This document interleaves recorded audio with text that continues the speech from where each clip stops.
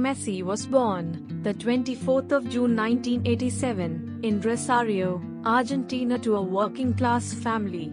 His father was a factory steel worker, and his mother a cleaner.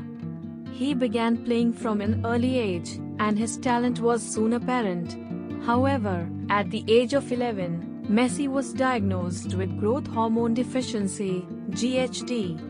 This was a condition that stunted growth and required expensive medical treatment, including the use of the drug human growth hormone. His local club, River Plate, were interested in signing Messi but didn't want to pay for his medical treatment.